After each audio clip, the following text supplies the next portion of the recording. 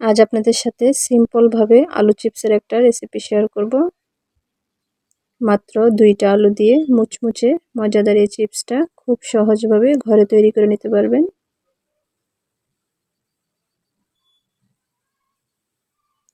আলু চিপস তৈরি করার জন্য আমি 2টা আলু সিলে স্লাইস করে কেটে নিয়েছি।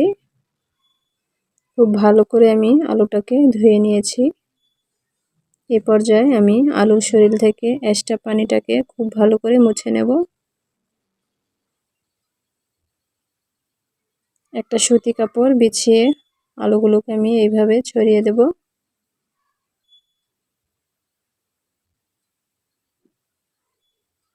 কাপড়ের একটা সাইড দিয়ে খুব ভালো করে আমি মুছে নেব।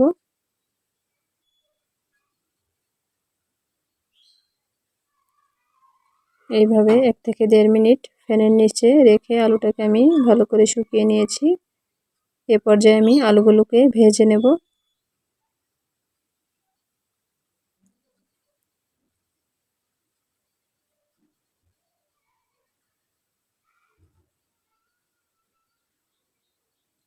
কড়াইতে তেল দিয়ে তেলটাকে আমি গরম করে আলুগুলোকে ভেজে নেব।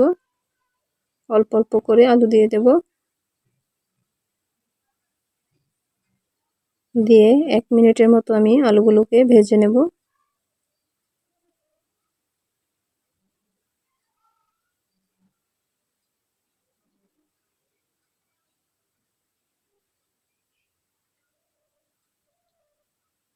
আলুগুলো বাদামি কালার হয়ে গেলে এই পর্যায়ে আমি তুলে নেব। আর গরম গরম থাকতে এই আলুতে বিট লবণ অথবা খাওয়ার লবণ ছিটিয়ে নেব। তৈরি হয়ে গেল মুচমুচে মজাদার আলু চিপস। শর্টকাটভাবে রেসিপিটা দেখানোর চেষ্টা করেছি। ভিডিওটা ভালো লেগে থাকলে একটা লাইক করে দেবেন। ধন্যবাদ সবাইকে। আজকের মতো আল্লাহ হাফেজ।